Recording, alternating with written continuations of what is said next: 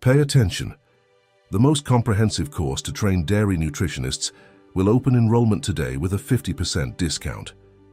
Dr. Mike's course goes from beginner to advanced, teaching exactly what you need to know to formulate diets focused on increasing milk production and longevity on the farms you serve. With classes updated in the NASEM 2021 software, this training already has more than 2,000 students in 80 countries, with classes translated into Portuguese, Spanish, Italian, Arabic, and Persian. Before we start today's class, I'd like you to hear what these students have to say. Good morning, good afternoon, and good evening, wherever you are from. Myself, Dr. S. Madan Kumar. I have enrolled in the course with the perception of seeking it and intriguing knowledge on the dairy nutrition and the farm management. I'm an animal health professional, and as a veterinarian, I've been working here in one of the biggest farms of the Sultanate of Oman. About the course, it's extremely exhaustive and gave us the cutting edge piece of research and other knowledge with so many collaborative authors that he had able to bring it down to us to share their knowledge, and most of them are their experts, the so-called world-known experts in their respective field of research. So regardless to say, Emeritus Professor Dr. Mike Hutjens is an enormous way of inculcating the ideas into the student's mind as I have been enrolled. I feel extremely privileged to have undergone this course, and I have benefited really a lot with this course. I'm thankful for Professor Mike Hutjens. Thanks very much, sir. Thank you so much. Bye-bye. I've known Mike Hutjens I've known him personally probably for 25 years. I've heard of him when I was a student, which was 35 years ago. He was a professor, I was a student, and I've heard him talk and so on. But as I developed in my career, Mike and I were on many, many programs over the last many years, so I got to know him quite well. And the thing about Mike, he has this unique ability that it can take very, very complicated data and put it in a form that the audience can understand.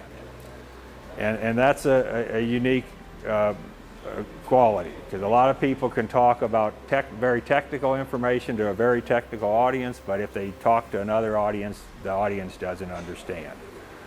So Mike's ability, I think, is to communicate technical information in a way that the audience understands, and he's also entertaining, so you pay attention, you don't start playing with your phone. So a very good communicator of dairy nutrition and dairy management knowledge. The goal of this course is to give you a GPS, to teach you to formulate all kinds of diets, to solve any kind of problem. You will master the technique in depth with one of the world's leading experts. This will take you simply to the level of being a professional that farms and companies compete to hire because they know that Dr. Mike's students have a clinical eye, or rather, subclinical. You will see beyond the obvious. You will have a 360-degree vision to find and solve problems. This is what it means to be a dairy cow nutritionist. In this course, you will have what I call the nutritionist's tripod, the TUC. What is TUC? Training, updating, and community. There are more than 50 hours of recorded classes with Dr. Mike and his guests. They are American specialists who research the most important topics of today and will teach you to learn about these topics in depth. Just on hypocalcemia, for example, which is a big problem on farms today, you will have access to a class by one of the most renowned American doctors in the world who has researched hypocalcemia his entire life, Dr. Jesse Goff. In addition to classes on inflammation management with Bradford, growth with Judd, compost barn with Dr. Marsha Endres, and comfort with Rick Grant. Have you ever thought about when you would have the opportunity to access the knowledge of these people? Hearing from the source, listening to someone who has studied the topic their whole life and can talk about it with detail and depth, with their eyes closed. You will learn everything practically, with complete classes, case studies, and printable materials. Remember that the classes are all in English. The second pillar of this tripod is the updates. You will have access to Angel. Every week, Dr. Mike reads the latest academic articles and records a video explaining what science is bringing new and how you can apply this update today on the farm where you work. And the third, which I dare say there is nothing like it today in the world of dairy cow nutrition. It's our international community of nutritionists. Imagine having access to an exclusive group with dairy cow nutritionists from over 80 countries, connecting with top-level professionals from the United States, Europe, Latin America, Africa, Asia, and Oceania, making new business connections. This really is opening doors to the world, leaving theory and entering the field, and still having the opportunity to share your challenges with Dr. Mike, to clear your doubts directly with him. The access you will have is incalculable. Can you see that being among the best, being among those who also seek excellence in dairy cow nutrition, is what will elevate your level? And all this with our support. Dr. Mike joins the community every month to answer students' questions because the course has this function of guiding you. So if you get lost, we give you the step-by-step to find yourself again and change the reality of the farms you serve. Upon completing the course, you will receive a digital certificate with 100 hours signed by Dr. Mike. Look at this certificate here. Everyone who finishes the course receives this certificate. This is your chance to access over 50 years of experience in dairy cow management and nutrition. During the course, you can pause and take the classes calmly at your own pace. Do you want to study at 2 in the morning and send your question to the community? Do you want to watch while visiting a farm to save time? You can, it's all at your own pace. The course is 100% online, so you can watch the classes wherever you want, from your computer, tablet, or mobile phone. I want you to think about how much a platform that today has more than 100 hours in courses is worth, and you will not have access for 2 days as you would in a face-to-face course. You will have access for 12 months, so you can go back to each class you want and clear your doubts. Today, if you wanted to take a face-to-face course with Dr. Mike at the University of Illinois in the United States, you would need to invest more than $3,000. But not today, because today at the end of this class, you will have a discount coupon with 50% off. This is your chance to become a dairy cow nutritionist for less than $1 a day. Now you will have the opportunity to learn from Dr. Mike, but remember that the class you will have now is just one of the more than 50 classes in the complete course. At the end, you will have the chance to enroll in the complete course with a 50% discount. Lastly, I must say that the risk is zero. If for any reason you enroll and even after paying for the course, you think it's not for you, or for any reason you don't like it or don't identify with it, you will have 7 days from the purchase to request 100% of your money back. Enjoy the class. Well, very good. Well, hope you enjoyed that bit of introduction. We are excited that many of your colleagues would have an opportunity to participate in our class, and we think it's a really good value. And we've had some wonderful feedback from veterinarians, producers, students, and other people who said yes, very good. In fact, we had one farmer who said after 15 months he got all his enrollment money back, and we're talking the $3,000 that he got back just on changes he made and his herd of 300 cows. So anyway, good to hear that. I think we'll play it one more time at the end of the presentation so you can hear it again if some of you just happen to be coming online and heard it when it was partially played as far as that goes. Well, welcome. I'm Mike Hutjens from the University of Illinois. We certainly want to welcome you here today and say good morning, good afternoon, or good evening, depending on where you are, because I know we have people from around the world. Today is an easy day in some respects. Here in the U.S., it's a national holiday. Some of you may be aware of that. It's Memorial Day. That's the day we recognize our soldiers and staff people who passed away while serving their country, as far as that goes. Luckily for me, I was in for 6 years, and I didn't have to pay the ultimate sacrifice as far as that goes. So certainly we want to thank those people that are checking in here from various countries. It's pretty wild time from a lot of different countries. Thanks for identifying yourselves. We welcome you, and hopefully you'll find the program pretty interesting today. We think it's kind of cutting edge as far as that goes, and we appreciate those of you that are clicking in here and telling us where you're coming from. I'm just watching this scroll through and almost losing my train of thought here as far as that goes. But today's program is going to be on dry cow diets. And there's a whole serial modules. So remember, we talked about the 50 hours, 100 hours of presentation, 50 modules. Well, there's 2 or 3 of them on dry cow. So what we're going to do today, we're going to look at both the far off and close-up dry cow program. That's a bit of a review, but it goes very, very quickly. But what's exciting is some of the new research. There's some really new things came out in the last 6 or 8 months as far as that goes. And we continue now with our nascent example diets. And we're almost done with that. We've done lactating cows. We've done today. We'll be doing dry cows. Maybe in the future we might be doing a fresh cow one. We'll just kind of see. But really, let us know what would be a great topic for you and your country. So let's talk about defining dry cow groups. Far off, all of you pretty much know this. This is once the cow goes dry, typically about 60 days before calving, and stays in this we call a far off period until she has calves. And there are some real challenges and opportunities which we'll touch on briefly. Have to have a minimum of 30 days in the dry cow total period, 15 days for the cow to dry up or involution, if you wish. And then we need 15 days for the cow to regenerate the mammary gland, or my dad, bless his soul, would say to my cows are bagging up. The second group would be the close-up dry cow, and that's where all the excitement is right now in dry cow because there's so many opportunities. Typically 14 to 21 days before calving, we got to change diets. Remember, we got a calf that's growing inside of this cow. 6 to 8% of these cows will carry twins. So now the requirement really increases significantly. Unfortunately, the dry matter intake drops down because of hormonal effects, space taken by the calf as far as that goes, and other challenges. And then, of course, she's got to make colostrum. Besides regenerating the mammary gland, the DNA, yes, it regenerates the DNA, and then we have colostrum synthesis occurring as well. So lots of neat challenges. So we'll move on then to our next topic, and that is going to be looking at, if Jesse, if you can move that forward one click, we'll be set to go. A lot of different strategies. And I think the take-home message is that there isn't a perfect answer for every farm.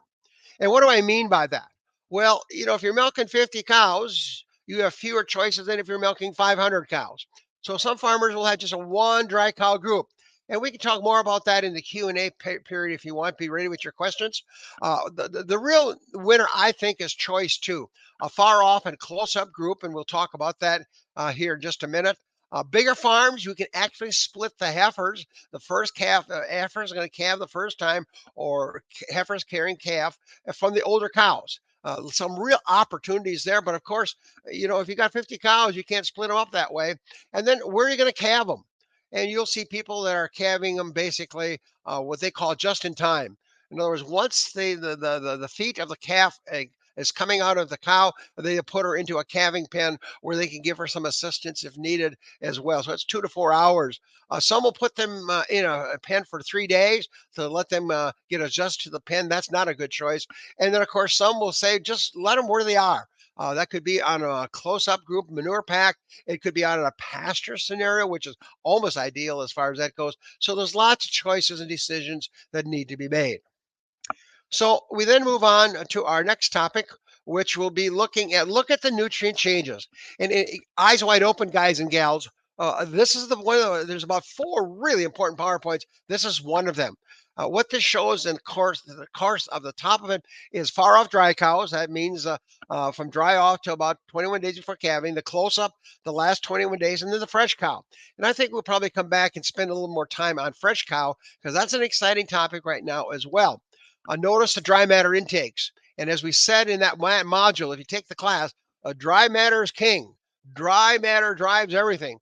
So when dry matters go down, say 1 kilo, that now means that I've got to condense the nutrients into a smaller package. And of course, the package needs to be bigger in terms of nutrients. So you can see metabolizable protein goes up significantly. Energy density goes up significantly from 1.3 to 1.43. Of course, lactating cows go up even faster. And then you'll see fibers and starch numbers switching around. The fiber is a bulk. It affects dry matter intake.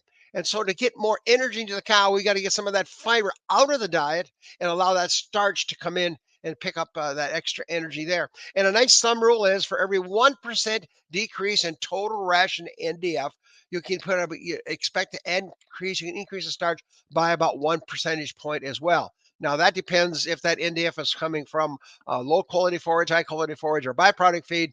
And of course, the starch can vary as well. But those are things you really need to be thinking about when we look at our dry cow ration. The next PowerPoint will come up, and that will look at coming right out of the NASEM book.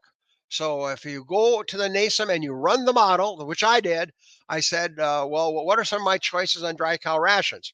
And so you can see there are two rations here, and we'll show you the details on these in just a few minutes. The first one is a 30% NDF. That is called the traditional dry cow program. A little higher in energy than we normally expect to see or maybe want. And then, of course, the one on the far right would be the high straw, the low energy dense diet. Some people jokingly call that the Goldilocks diet.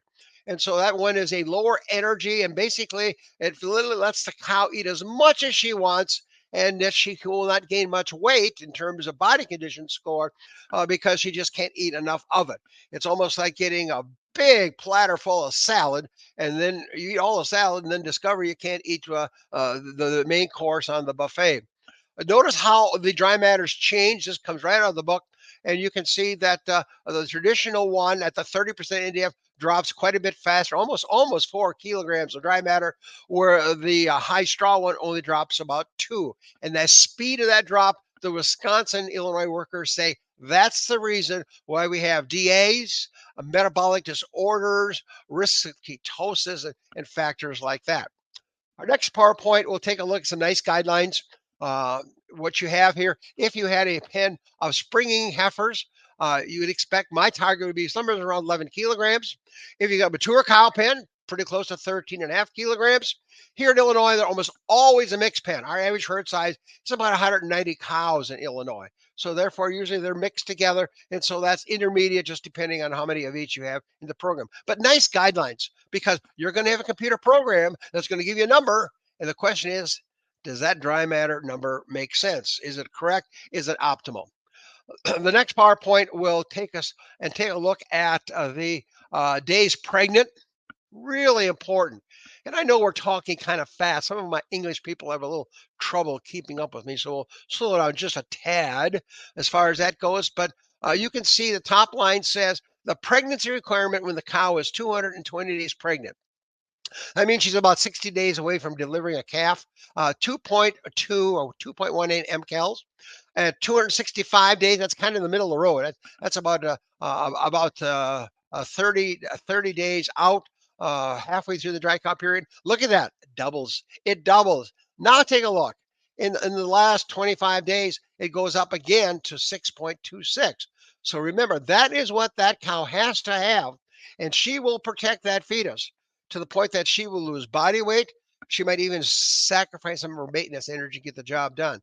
So you can see that this maintenance cost and pregnancy costs really have jumped up on these cows as far as that goes. The number that really surprised me, and it comes right off the sheet because I just ran it here about 3 weeks ago, and that's metabolizable protein, and it stayed at 990. And you and I would maybe suggest that's not right. We are recommending in that last one, that the last two probably, the last 21 days before calving, the last 10 days, the last 7 days, to be up around 1,200 grams of metabolizable protein for colostrum, for the rapidly growing calf at this point, and for the mammary gland development that's occurring here as well. I love the vitamin D levels, and of course, there's your DCAD numbers as well. Pretty powerful table to be thinking about. That's number 2 table. Do you want to add? Would you say that's a keeper? Let's go to our next PowerPoint, and that's going to be switching to our far off dry cow. This is a very short presentation. If you want to know more, enroll in the class, because there's a whole module on that. A module is 30 minutes. You're going to get 3 minutes today. One of the big problems in the U.S. is, how do I dry off a cow giving 30 kilograms of milk? Some of you would say, I wish they would peak at 30 kilograms, not dry off. And we have guys trying to dry off cows at 40 kilograms as well, as far as that goes. The goal is to reduce milk yield. Some of that is by reducing dry matter intake before the target date, by putting them into a separate pen, a different group, feeding them a dry cow ration. Do not limit water. One of my farmers tried that a number of years ago, and that's a really good way to kill cows. You do not limit dry water on cow diets as far as that goes. And kind of the new thing on the block, and I don't know if many of you heard about it, but it is available in the United States, and that is what they call a DCAD type capsule. And what it has is a high level of anions. And in fact, I've got the sheet right here, and you can almost see it. There is the sheet, and it's got the makeup. It's made up of calcium chloride, calcium sulfate, and ammonium chloride, and it's an acidifier. Yeah, the same thing for dry cows here. But what we do is we acidify, and the work from Spain and Iowa State University says, guess what happens to dry matter intake? It goes down. Guess what happens to milk production? Drops 2 to 4 kilos of milk. And so it literally makes that cow produce less milk as far as that goes. What the Iowa State people then followed up on was leakage. So therefore, since there's less pressure in the mammary gland, you had less leakage of the milk. As a result, we also had lower levels of somatic cell count here, and believe it or not, a lower level of culling. So it's some pretty neat data. You pop in 2 capsules 2 to 4 days before you're going to dry off, and it really affects these cows for about 48 hours. And so you're just getting some extra help trying to reduce milk yield and dry matter intake as well. So that's brand new technology, and it came from Europe. So it's European technology and has data from that source as well. The next PowerPoint looks at the high straw diet. And I put this up, not that you need to copy it down, but if you do a screen capture and do quickly at it. But this kind of shows you from Dr. Drakely, excuse me, when he was doing his research, that you can see it's about a third straw and about a third corn silage. And then the traditional diet, you can see it has more alfalfa in it. It tends to have more corn in it as well, soy hulls in it. And so that is the example you have. Take a look at that high straw diet, the reduced energy. Notice you've got 3 protein sources in that diet. You've got soybean meal, or you could use canola meal. You've also got a heat-treated soy product, and to get some more rumen bypass, and a pretty good shot of urea, because there's not much soluble protein in wheat, straw, or corn silage. So now that's for the rumen bugs. You got to keep those those microbes working well for us, get the job done. So they're vastly different. You can see the one on the right, traditional. If these cows eat too much of that, they're going to become pretty well rounded, and they'll gain a half a body condition score, and that could be a real problem. The next PowerPoint, we'll take a quick peek at the straw itself. We want the amount depends on your fiber levels in your other feed ingredients. If you've got a high quality corn silage, you might need a little more straw. If you feed some other forage sources that's lower quality, then you feed a little bit less straw. The beauty of the wheat straw is that it floats. It's got a hollow stem and it floats in the rumen, and therefore can limit dry matter intake. The Ohio State people indicated that when you take the straw out of the diet and you've got a fish-laid cow, you can still find that straw in that rumen 2 days later. It's still there. So it doesn't escape very quickly because it's very low in digestibility. Particle size is critical. We like to use the Penn State box. And if you use the 3-box system, I would like to see 1/3, 1/3, 1/3 in each of those boxes, and nothing over in that top box 25 or 30 millimeters, because they'll sort it. By the way, you always want to add water if you're using some of these low quality straws or grasses, because they will soften up and make it more palatable and less sortable. These cows need to be on this diet for at least a week before you start switching them around. As at this point, adequate bunk space, 75 centimeters, and no moldy feed, because moldy feed will mess up the immune system and lead us into a problem. The next PowerPoint will then take a look at the close-up cows, and there's a little bit more research, excuse me, to cover that. My apologies. We're fighting a cold over here in central Illinois, along with our 4.5 inches of rain the last 36 hours. We're under a bit of a flood situation, but that's not your problem. We move on. So a quick word about close-up dry cows. Look at all your challenges. And that's why there's so much research and interest in this area. We know lower dry matter intakes at a time, they need more nutrients. You got to move a cow to different groups, so there's a social aspect there. You can have some fat mobilization, which we do not want. That's how we don't want cows losing body weight in the close-up pen. The calf is rapidly growing. You just saw that data. Dr. Bradford indicates there's an increase in inflammation. Just the pregnancy is a bit of an inflammation in the uterus itself. Besides the mammogram risks, we got to produce colostrum that can contain 34% crude protein in a dry matter base, 36, 38, just huge amounts of that and fat as well. And then, of course, because of the hormonal changes, there is some immune suppression. Immune suppression means that, well, a cow is at bigger risk for developing some type of disease occurring. That could be a mammary gland, could be in the uterus, could be in the hoof area. Just cows can't combat the disease. Then we move our next PowerPoint, and these are our list of additives. You know what? I'm not going to read these to you. I'll let you scan them quickly as you look at these. You can take a screen capture if you wish, but these are really pretty good products that we would recommend. Notice where we say anionic products, we now have something slash zeolite. Stay with me for a minute or so. We'll be talking more about it. Niacin, and this is for heavy cows. What's a heavy cow? Body condition score 3.5 or higher. They're going to have some problems with fat mobilization. The niacin tends to moderate that, to control that, to avoid ketosis in these cows. And then, of course, the direct fed microbials or probiotics. We just need to get more research on it. That's another topic for another program. Our next PowerPoint will look at reducing hypercalcemia. According to the researchers in Cornell and Wisconsin, about 30% of our second, third, fourth lactation cows have low blood calcium. And we'll define that number for you here in just a second. You have 3 strategies that you can look at. One is to use the traditional decad. And depending on how aggressive you want to see, more about that in the next PowerPoint. The second one is the calcium bolus, to give these cows an extra shot of calcium right at calving or right after calving to meet that calcium to drag. And the third one is a new product in the marketplace from Europe, and that's zeolite. And it binds phosphorus. It raises calcium, but it binds phosphorus. Some of you are saying, how does that work? And we'll show you how that works here in just a minute.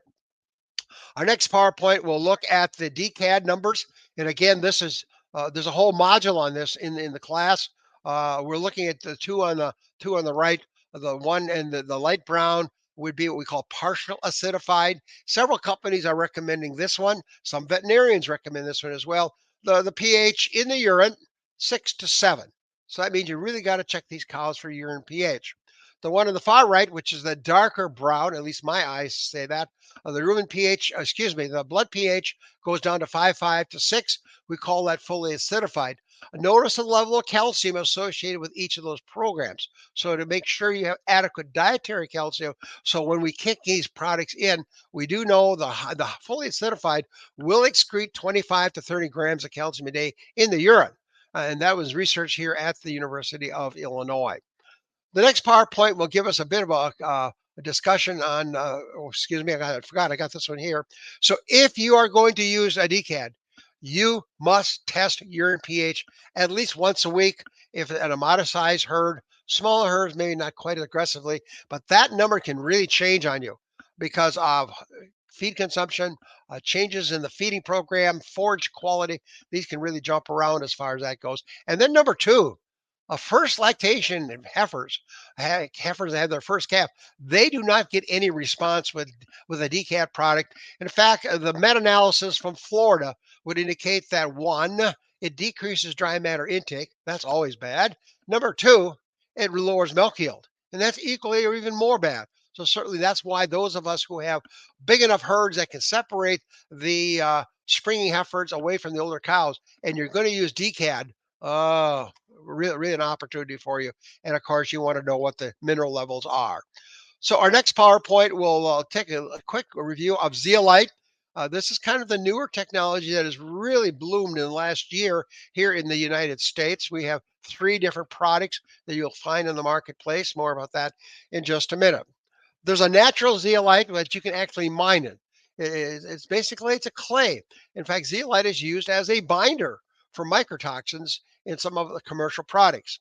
These zeolites, though, are synthetically, chemically produced, very uniform, very similar in particle size and solubility. So they got a much tighter control of these products, and you'll see them pop up as Zeolite A, Zeolite B. The third one was a product that started out as Zeolite A, but no longer exists, I don't believe. It will tie up calcium, magnesium, and phosphorus, although I'm not sure it ties up calcium, but we'll look at the data here in just a minute. You'll feed it for about 18 to 24 days before calving. You will not feed it longer than that, and you'll see why here in just a minute. And now the minute it's here. So let's go to our next PowerPoint. And this is brand new data. In fact, it's being presented at ADSA this year by the University of Wisconsin-Madison. That's coming out here in ADSA will be in South Florida here in about 2 weeks as far as that goes. But we had permission to use the data. This is one of the real cutting edge research that some of you may not have seen yet. And that is we're looking at 3 different diets. The yellow one is control. The blue one is DCAD. That's what a DCAD product. And then XZ, that would be the zeolite product out there. So watch the colors. They'll stay the same in all 3 of these PowerPoints. Now, this one is the level of serum calcium from zeolite A done at the University of Wisconsin data. And you can see first there's a green line. What's the green line? Well, the green line's the cut point. Cut point says, well, if you keep your calcium levels above that, the cow should be fine. And you can see that all 3 products behave differently. Yes, the zeolite product does drop down right close to calving, and you can see all the other 2 do the same thing. So they all 3 drop down. But you'll notice the average NADAR. That's a big word for a Wisconsin farm boy. NADAR, what's the lowest number? Well, the study done, the big study out of Wisconsin with thousands of blood samples, the NADAR for the zeolite was 8.8, above the cut point. For the DCAD, 7.8, and for the control, 7.2. So the DCAD product does work, no question about it. It does have some impact in terms of blood calcium, trying to keep that number up a little bit higher out here in the feeding program. Notice how quickly these samples should come back up, and that's why some people use the calcium boluses, just to kind of boost those a little bit more.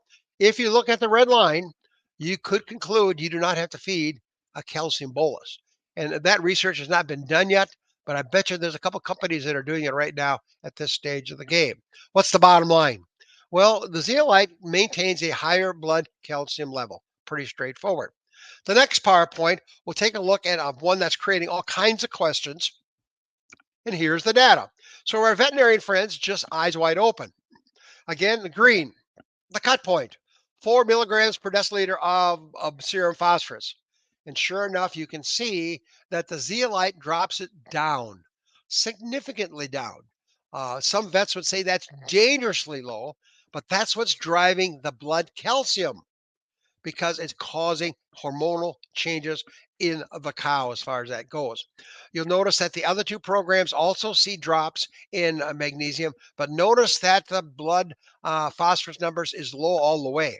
So that's why you are not going to feed it for more than 21 days or 14 or whatever that number is going to be, because I'm sure long term, you keep that phosphorus level low, you will see some negative effects, and you can talk to your veterinarian about that. But notice what happens. The minute these cows calve in, the phosphorus level bounces right back on up and right up where you want it to be with really high levels of blood phosphorus. So a very fast recovery once you pull the zeolite out of the diet.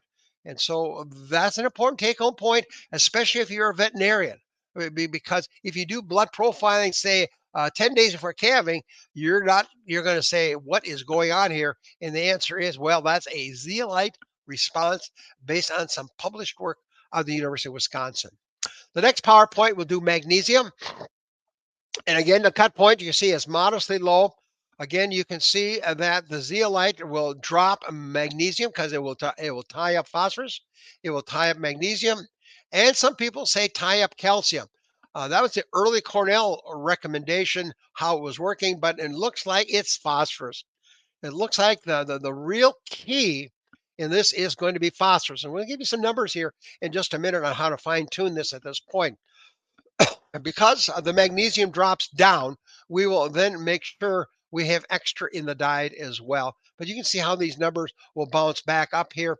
And in fact, even though they were initially lower with the zeolite, you can see after calving, the numbers are higher. In some cases, you can look at the standard deviation, and there will be some statistical differences based on level and time of day or time of week on the various study. So let's go to I think our last PowerPoint on zeolite to be thinking about. Well, it's not the last PowerPoint, but it's a take-home message, you might say. The level you feed, you must know the grams of phosphorus the cows are consuming. More about that in just a second. So you got to test the diet to know how much phosphorus is in the diet, and you must know dry matter intake. The cost of this will vary from $1 or $2 a day. That'll be 2 or 3 times higher than a decaf product. So be thinking about that one. This one may not require calcium boluses. Thinking about that also. Do you want to feed it for the entire dry period? You saw the blood phosphorus levels. That's uncharted water. I would not go there. And then you're going to top dress it.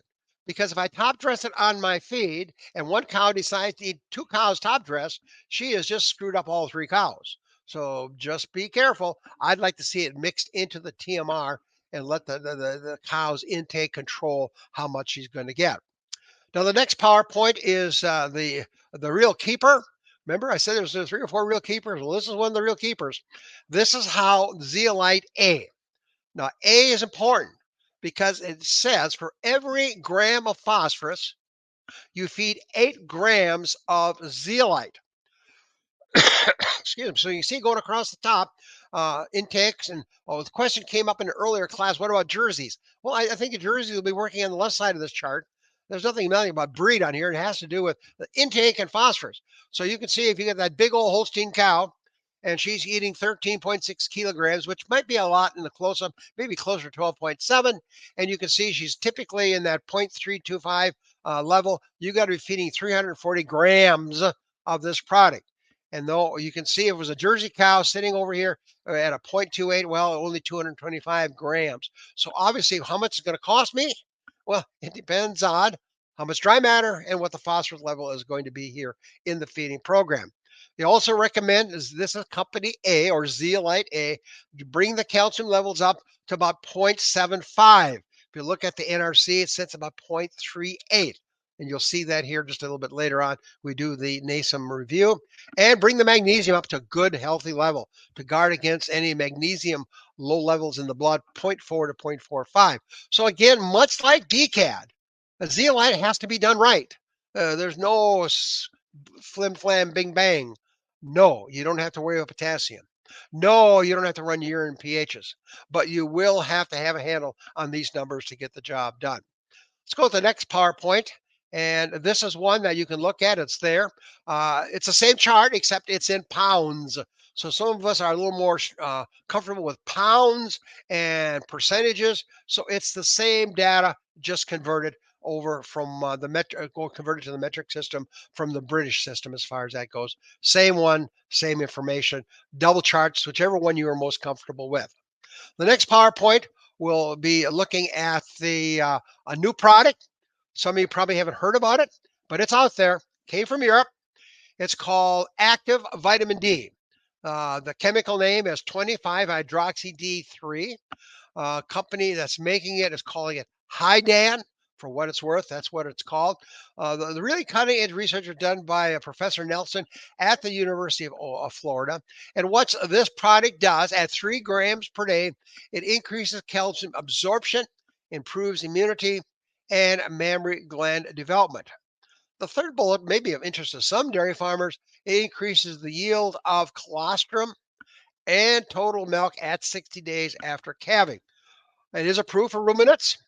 And I know one company is recommending to add this to their DCAD program to enhance the response on the DCAD program. So this product is out there and it's going to be available. I believe it's available in Canada and it's legal in the United States. And of course, it came from Europe, and the research looks quite favorable at this point. But that's another product you could be thinking about in the program. The next PowerPoint will look at, as we wrap up, we're wrapping up. If you're a small herd size, 50, 100 cows, you're probably going to have a one dry cow group. I mean, you're only going to have 15% of your herd dry. And so if I got 100 cows, I got 15 dry cows, and 2/3 of them will be in close up, far off. I mean, it's 10. And so it just doesn't work very well. So certainly if we got limited number of dry cows and you're going to be using a TMR mixture, you can blend feed. One solution I recommend to my farmers, if they've got them separated, which may or may not happen, you do a big batch for all the dry cows, run off how many pounds or kilograms you want to feed to the far off, and then you add a top dress to the close-ups. And what would that top dress be? Well, more metabolizable protein, a little bit more starch. It might be a little bit more other goodies in there. It could include a choline, for example, some other good things as well. Another question is, I got fat cows. What do I do with them? And the question is, number one, when do they get fat? In most cases in our farms that I visit, it's long lactation, low producing, less fertile cows, cows that for some reason may have had a metabolic problem in early lactation or just poor fertility. We can get the buggers bred, but we're not going to cull them. So if they're at over 3.5, the answer is don't get them any heavier. And that's the power of the high straw, low energy diet. These big old cows just cannot eat anything extra, and therefore they will not gain any more weight. The third bullet item is missing there, but it's not very common, dry cows that are too thin. And I define that as 2.75. And working with a dairy herd in Mexico several years ago, they had 3,000 cows. So you can know they had a lot of dry cows. We could make a group of about 40 or 50 thin dry cows, and those cows got an extra 2 or 3 kilos of starch, corn, barley, steam flake corn, roll barley, whatever the case is going to be. In one situation, they added a pound of fuzzy cottonseed. Anyway, the point is they could put on about a half a body condition score to get them back to over 3. And it worked out really well for them. 2 challenges. Number one, if they're in there for more than about 40 days, look out. They'll put on tooth point 0.5, 0.7, almost 1 body condition score. So now you created a fat cow, bad news. And then number 2, if the cow was lame, we just couldn't move them. We just couldn't move the body condition score. Let's go to our next slide. And I think that's our take home messages. And we can go into phase 2. This one simply says very logical. You want to make it a smooth transition, moving these cows from a far off to a close up to a milking string as easily as you can, knowing we're going to change nutrients, we're going to change pens, we're going to change cow comfort and social interaction. In a perfect world, I'd have 2 dry cow groups, far off and close up, and you saw it here earlier, and then try to reduce stress. Stress could be bunk space, could be heat stress. It could be a social interaction as far as that goes, overcrowding, bunk space, all these things weigh into that one as well. So that completes our oral presentation. Jesse, if you can bring us up to Spartan, and there she is. Man, that guy's going to get a raise here the way things are going. He's getting ahead of me here. He won't need me anymore. Okay, we're going to do a dry cow program. He's going to go up under files. So Jesse, go way up under files. He's going to click on that, and he's going to pick up loading and assimilation. These are all in the computer. And we're going to take the very first one. That is a late lactation. He's going to open that, and there it is. So now we've loaded and you look at the top of your screen, it says there, dry cows with Mike Hutjens NASEM. Okay, and what he did, he clicked on the animal descriptor, and you can see the size, the body weight, all that neat stuff. I'm not going to spend time on it. The number you want to see right there is days pregnant. Second column, 265, I believe it is. So this is the beginning of the close-up cow. Now, you could also, and I did play with that this weekend a little bit. I ran 2 different rations, one at 275, which is a real close-up ration, and another one at 240, which is kind of the middle of the far-off dry cow program. And there were some changes there as well, but that's the important number when you do dry cows. Make sure you get that number where you want it to be. We don't have to click on production. We're going to go over to feeds next. So he's going down to the next box, and these are all the feeds. So Jesse's just going to scroll down, and you can look at them quickly. You know what? I'm not going to read these. Whoever put this diet together, Mutt had a lot of time because I wouldn't do it, but that's okay. He kept all the zinc separate and the vitamins separate, all that neat stuff. Good for them. Hooray for them. Okay, but if you want to add a feed, here's where you add it. If you want to get rid of it, and when I did my program this weekend, I got rid of about 5 of these feeds. I didn't need them. We go now to the ration, and here comes the information. So here comes the ration. Some really neat things to see. First of all, in the far right-hand corner, you'll left-hand corner. Sorry about that, Jesse. 11.6 kilograms of dry matter. That's pretty typical for a close-up ration. That's about 1 kilogram below the far-off diet. He's going to then click on what he called a refresher sidebar in the yellow one, and that gives you a quick look to see. This diet is sitting at about 17% starch. Isn't that cool? Just think the far off dry cow is about 11 or 12. This one's around 17. The fresh cow is going to be up around 21, 22, and the high cow is going to be up around 26, 27. Notice how we slowly work them on up here as far as that goes. Look at the DCAD. It's about the fourth. There you go. Minus 220 DCAD, 122 DCAD per milli equivalent of dry matter. Perfect. We'd expect that urine pH to probably be somewhere around 6. This looks like a pretty aggressive program as far as that goes. Okay, well, we'll look at all these other numbers better. So let's go ahead now look at reports. And Jesse's going to click on reports. And you'll notice that he already picked out his favorite. Well, it's actually my favorite 5, but I don't want to give him any credit. But my favorite 5 that I want to look at today. Now, if you're really into this, you can look at all 10 of them, but we don't have time to look at all 10 of them. I want to leave a few minutes for a message, and we got a tape we want to play for you as well. So those are all there. He's going to hit the blue button. That means that now we're going to generate those reports. And let's see what we got here. So this is report number 1. Jesse, you want to slide to the top a little bit, give him a little idea what's up there. This describes the cow. This is important to make sure that you and I didn't screw up typing. And so you can see that it looks about right. The weights are right. No days in milk. Obviously, the dry cow with 2, there's 265. Bingo. We got her. It's right there, off and running as far as that goes. So we didn't mess that up. Table 1.2 has nothing on that I'm interested in here, but that's okay. It's there for you to take a look at. Now we're going to go down here to, this is the big one. This is the dietary summary. And so you can see that this is a 69% forage based diet. Lots of forage in here yet. Nice dry matter at 55% dry matter. I might add a little more water to it to get a little wetter, but that's okay. The protein's about right at 14%. Looks pretty good. The mcal concentrations is modestly high at 1.62. 1.62, modestly high. That number just kind of jumps out at me. But remember, this is not my diet. The rumen degraded protein at 9%. Remember, if you were in class here 2 months ago, the number is supposed to be 10%. That means I got to add a little urea or some more haylage or whatever the case is. ADF, you can see, is 30. NDF is 46. So again, pretty high fiber, close-up diet. I expect that number to maybe to be a little bit higher, maybe 35% of NDF.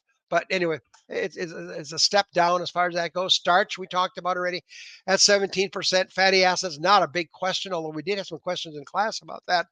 And so you can see lots of calcium, primarily because of the DCAD diet. And you can look at the other trace minerals here as well. I would increase the sodium a little bit if it was my diet here. The magnesium is too low. I'd increase it up to 0.45. And the cost, well, we could put all those costs in there if you wanted. Then you could play games. Well, what if I use distiller's grains instead of canola? Or if I use something else in the feeding program? Nice report. Let's go on down as our time keeps clicking away on us here. Nothing exciting to me about that one. Hooray, you get stuck with them. We're going to go to 4.2. So let's bring her up, Jesse, just a little bit to table 4.2. And there you can see there is your maintenance requirement, 13.9 mcals. If you take the NASEM report that's in the collection there, in the old days, it's always 10.8. And the new NRC just raised maintenance requirements. And their argument was they're not sure they should have guessed it even higher with today's Holstein cows, but they had no data to run it. But look at that. That pregnancy increased that almost 5 units. So that's almost a third more energy. And if this cow was pregnant another 15 days, that'd be 6. So be well aware that is a huge huge factor as far as that goes. You can see the energy balance is quite good at 0.07. So we did a really nice job, whoever did this project. Let's go to the next one. And we're going to come up with nothing. We'll skip that one. 4.3 doesn't help me much. And here comes protein, and boy, you're going to get protein to death here. Take a look at that right in the middle of the column, Jesse. You want to highlight metabolizable protein supply. You can see right here, this one has 1,080 grams of metabolizable protein, and we're looking at 1,200 now. Some of my really good consultants that think it's really working, 1,300. That will cost you some money. But just think of all that rich colostrum. Do you think that's why some of these Holstein cows don't produce a high level of colostrum? Because we don't have enough metabolizable protein in the diet. The data is quite erratic on that, but it sure makes sense to a country boy like me. Let's go on down, and I think that's the last protein we want to take a look at here. We can go on down. We're going to 6.2, nothing there for me that I will look at today. 6.3, it's going to be amino acids. The problem is that I don't have a requirement. They just tell me how much is being made. So it is what it is. That's frustrating to me. I look over here and it tells me how many grams. I think it's like 64 grams of lysine, 26 grams of methionine. And so the question I ask is, well, what do my dry cows, the closest dry cows have to have? I don't know. I can't get that answer here. So maybe some of the newer programs will do that. Let's go gander on down if we can to 7. I think we're going to come to our 7 charts. That's of no value or less interest to me. They all have value, but not researchers would find that really. They'd study that in and out to me. Here comes your trace minerals. The macros, good job. Good job on the macros. They look good. That calcium you see is quite high, but that is because the DCAD is in there as well. Micro minerals. Notice on the bottom. Whoever puts this together should have looked at this. No cobalt, no iodine. Boy, nice job. Nice job. Trust me, you don't want them to be zeros. The numbers there are just right on 0.2. Some will go 0.5 on the cobalt. Iodine, 0.6 is pretty common. And the reason they're cautious on iodine is because extra iodine ends up in the milk. And who drinks the milk? Kids drink milk and they don't want to have too much iodine going into them. And Jesse, you got to bring up one more to the vitamins listed below there. And look at a beautiful job. So A plus to the guy and gal, whoever put this together. They got my numbers on A, D, and E. Notice that they've got roughly 80,000 of A, 25,000 of D, and 22,000 of E as an echo. I love that higher level of E for immune function and stimulation here. Retained placentas, mammary gland, mastitis, all kinds of things vitamin E will do for me. So with that, Jesse, you can turn this off. We're done with this. And if you wish, you can go ahead and play that little tape that you put together. And then if we got time, we'll take some questions, get your questions ready. We should have a little bit of time right at the end. So Jesse, you're going to turn this on and we'll be off and running. So Kristen, hang in there and we are off and running. We'll answer her question later. Is that correct? Should we do it later, Jesse? I think I don't. Yeah, can you hear me? Yeah, I can hear you. Do you want to go ahead and play Okay. that? We're going to play a little 7-minute tape for I, you, just to bring up the speed and what's going on here in the program. It's. I'm almost impressed. I'm surprised all the work that Santa Fe Institute has done with this information. And then Kristen, we'll come back to your questions. Okay. okay. So, and about this question, we can. So, for example, people can add the feeds here, it's correct?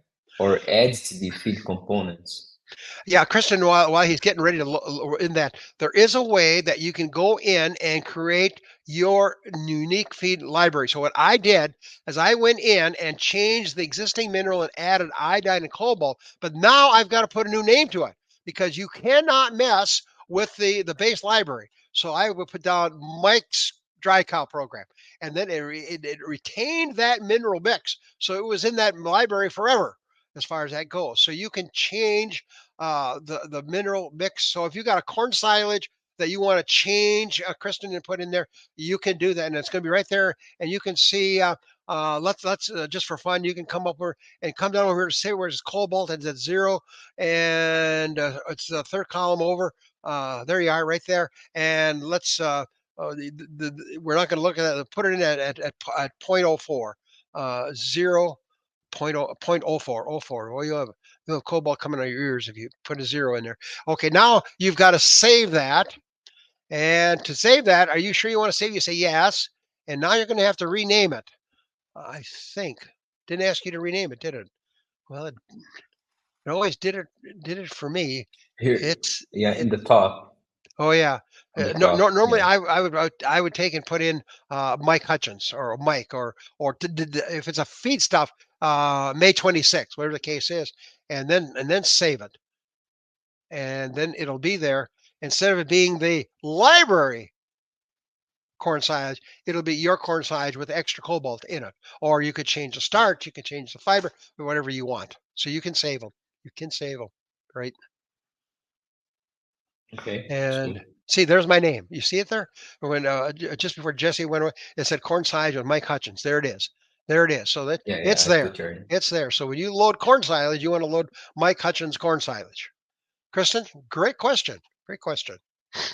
By the way, all those feed libraries were developed from forage testing labs.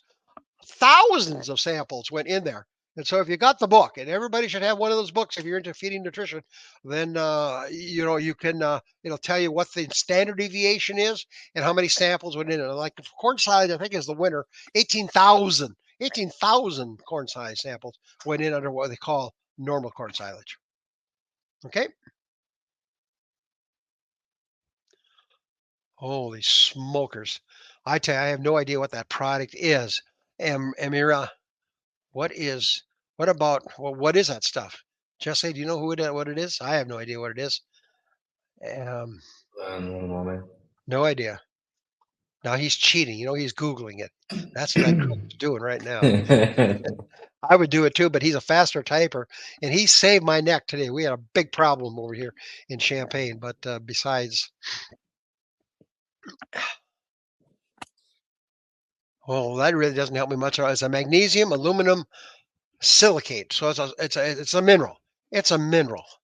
Uh, uh, and I'm not quite sure what phyllosilicate really is. Oh, is that the formula? So Yeah, yeah. basically, yeah. So it's a mineral that's high in magnesium and aluminum. I would not feed it in my cows because I'm not quite sure what the availability of the magnesium would be.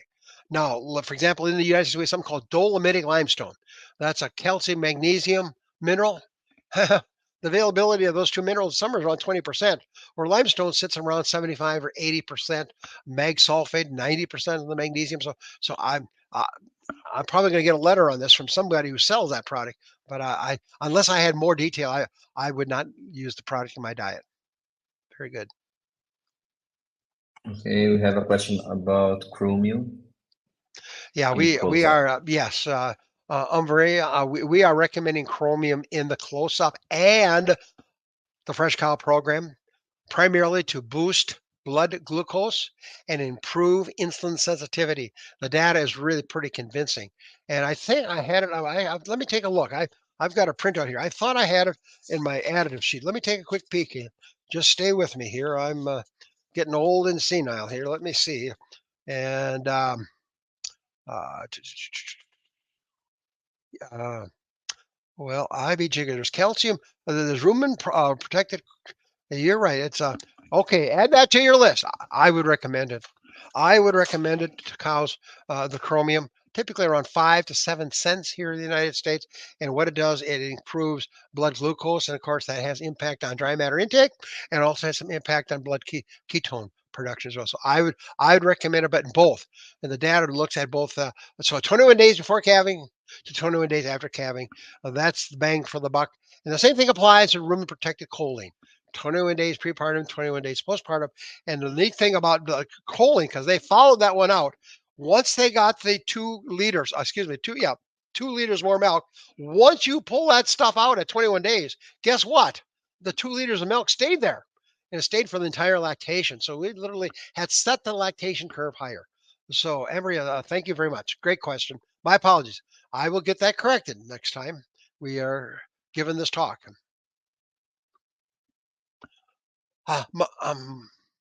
Mahmoud, how to avoid the dangers of udder edema in close-up cows?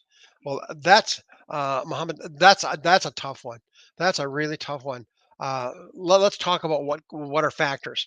Older heifers. Heifers tend to have more edema than older cows because the mammary gland hasn't developed the circulatory tissue to move the blood through the mammary gland. So heifers are more exposed to it than older cows. Number two, older heifers are more prone to it than younger heifers, meaning heifers that calve in at 28 months of age tend to have more edema than heifers that calve in at 23, 24 months of age. Number three, there is a genetic factor in it. In other words, genetically speaking, certain lines of animals will have more udder edema that you might see there on the farm, that aspect. Now, what about nutrition? What are you going to do about it? Well, nutrition wise, we say double check, pull any, basically, we take the salt, pretty much take the salt out of the close up ration because we know sodium potassium aggravates udder edema, just like it does for humans from that aspect there. We also think, but the research is very mixed. I looked at it a number of years ago, and starch in 3 cases did increase udder edema. In 4 cases, it did not. And so higher levels of starch, not sure there's anything there, but just so you're aware of that as far as that goes. We do know that you can use a diuretic. Vets don't want to do that, and I agree with them because that changed the whole electrolyte balance in cows, and that can be a real bad deal for close-up cows as far as that goes. And then finally, on smaller herds, I had some dairymen say, "Well, we just massage it," and you can edema. It's a fluid between the walls of the mammary gland, and the blood doesn't want to. Can't pick it up there due to osmolality and blood flow, and so you can massage it out. I had a really good registered breeder a number of years ago, bless his soul. He started milking. If they got edema, he started to milk them because he said, I'm going to get milk coming through the mammary gland, and that's going to take the edema down or out. And he was right. The problem was he was milking some of his cows 3 to 4 or 5 days before they had a calf. I'm not sure heifers have enough milk there at that point, but all those things. So, Muhammad, that's the whole load. You got the whole load on your question. So it's a great question. I don't have a foolproof answer for it. Thank you.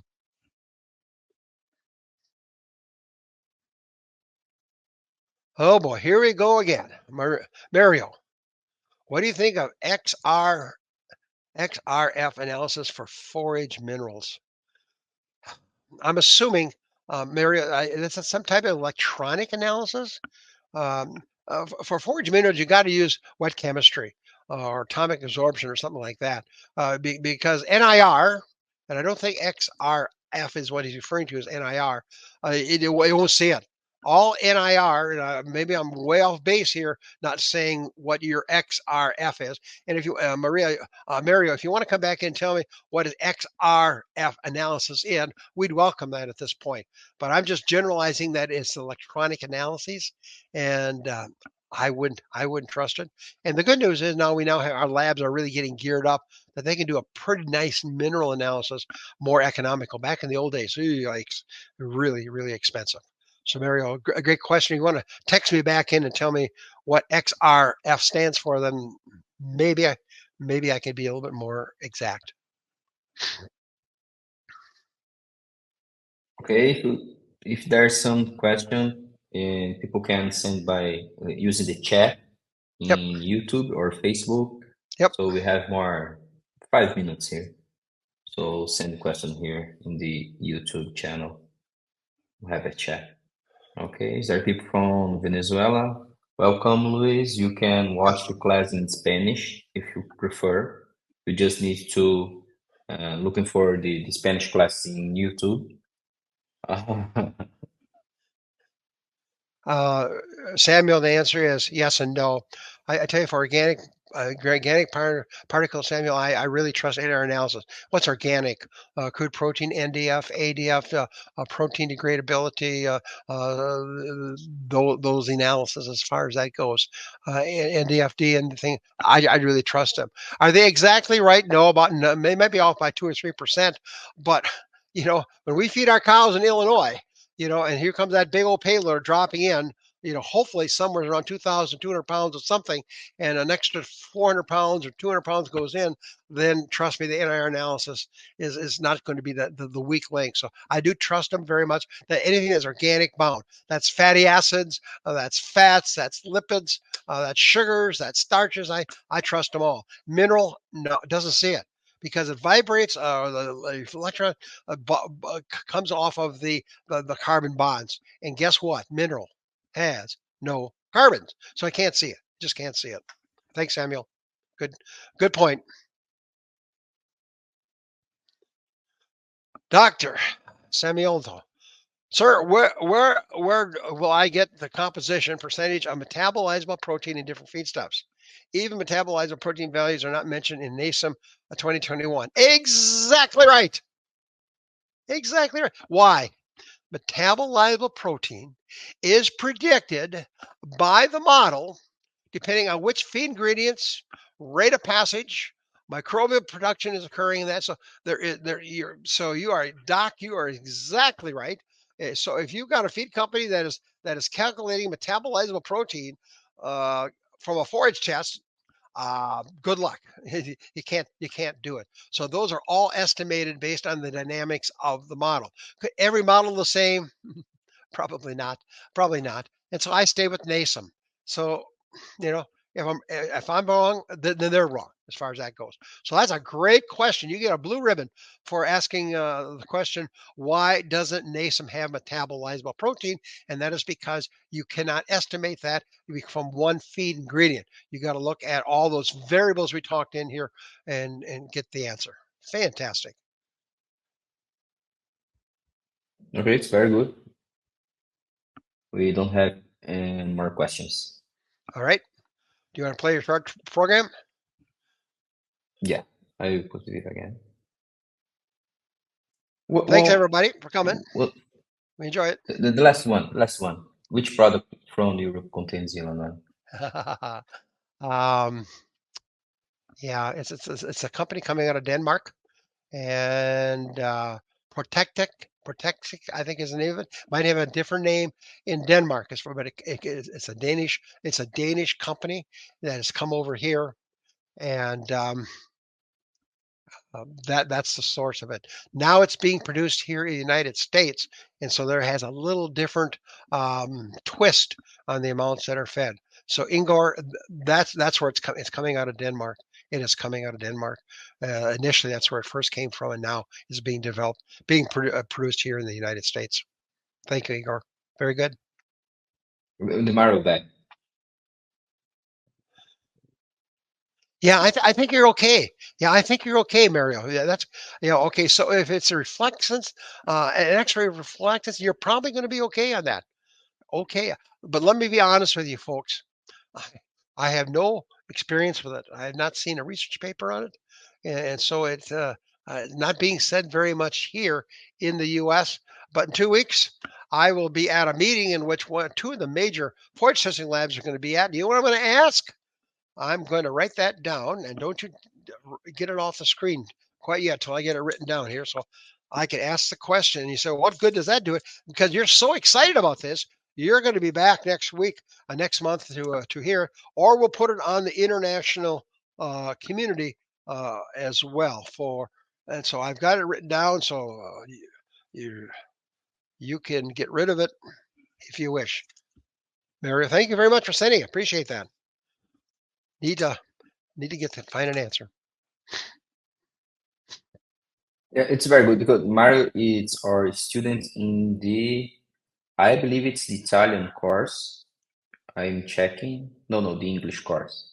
Okay, Mario, you can send your question in the international community, and Mike can help you, I believe, in 2 or 3 Yeah, weeks. Correct, Mike? you'll get a direct answer. If you go through the international community, then I'll get you a direct answer. If you send it today, you won't get the answer tomorrow because I got to reach out. I got to reach out to either Rock River or Dairyland Labs here in Wisconsin and find out, are they using it? And if so, why not? Because if you say it's faster and cheaper, oh, come on, guys, let's get on board. Then what's the problem here? So, excellent. Thank you.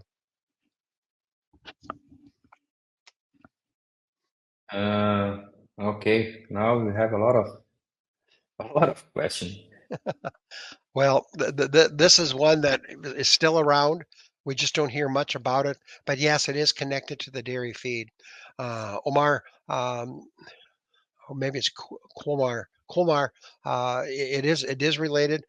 We know that it usually occurs in early lactation, high producing cows that are getting a fairly high starch diet.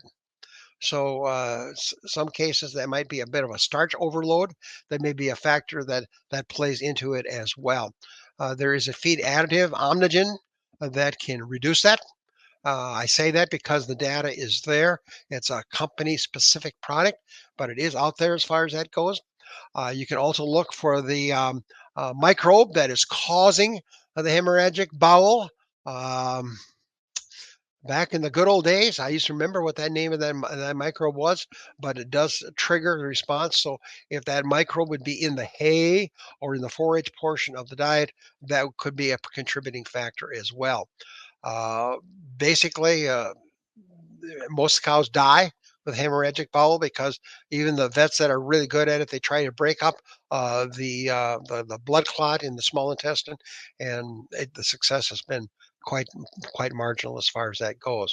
Fiber levels have been suggested. If you try to raise the fiber level, reduce the starch level, might be a possibility, but I tell you, we met about 8 years ago in a dairy meeting, and the young man was in tears because his best cow with contracted bull inside of it died, and he wanted to know how he could prevent that.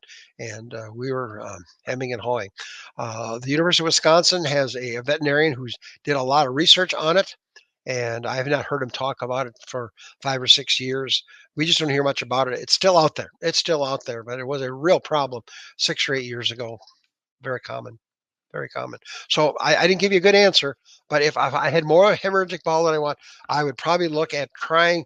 I'd look at the additive, and it's got a golly gee willikers, Clostridia. It's a Clostridia A it's got because some veterinarians developed a bacteria, a bacterium against that. I think it's Clostridium A. A is an apple, and I'd be looking at this product, Omnigen. I'd maybe, if it's going to be continue to be a problem, I'd maybe back the starch level down. I'm not sure where you are located. Obviously, you Brown Swiss. For some reason, Brown Swiss had a bigger problem than Holsteins, but I'm not sure I take that to the bank right now either. Thank you. Okay, we finished. Thanks so much, gang. We'll see you next month. Hopefully you'll be in class. Be good. Pay attention. The most comprehensive course to train dairy nutritionists will open enrollment today with a 50% discount. Dr. Mike's course goes from beginner to advanced, teaching exactly what you need to know to formulate diets focused on increasing milk production and longevity on the farms you serve. With classes updated in the NASEM 2021 software, this training already has more than 2,000 students in 80 countries, with classes translated into Portuguese, Spanish, Italian, Arabic, and Persian. Before we start today's class, I'd like you to hear what these students have to say. Good morning, good afternoon, and good evening, wherever you are from. Myself, Dr. S. Madan Kumar. I have enrolled in the course with the perception of seeking it and intriguing knowledge on the dairy nutrition and the farm management. I'm an animal health professional, and as a veterinarian, I've been working here in one of the biggest farms of the Sultanate of Oman. About the course, it's extremely exhaustive and gave us the cutting edge piece of research and other knowledge with so many collaborative authors that he had able to bring it down to us to share their knowledge, and most of them are their experts, the so-called world-known experts in their respective field of research. So, regardless to say, Emeritus Professor Dr. Mike Hutjens is an enormous way of inculcating the ideas into the student's mind as I've been enrolled. I feel extremely privileged to have undergone this course, and I have benefited really a lot with these course. I'm thankful for Professor Mike Hutjens. Thanks very much, sir. Thank you so much. Bye-bye. I've known Mike Hutjens I've known him personally probably for 25 years. I've heard of him when I was a student, which was 35 years ago. He was a professor, I was a student, and I've heard him talk and so on. But as I developed in my career, Mike and I were on many, many programs over the last many, many years, so I got to know him quite well. And the thing about Mike, he has this unique ability that it can take very, very complicated data and put it in a form that the audience can understand. And that's a unique quality, because a lot of people can talk about very technical information to a very technical audience, but if they talk to another audience, the audience doesn't understand. So Mike's ability, I think, is to communicate technical information in a way that the audience understands, and he's also entertaining, so you pay attention. You don't start playing with your phone.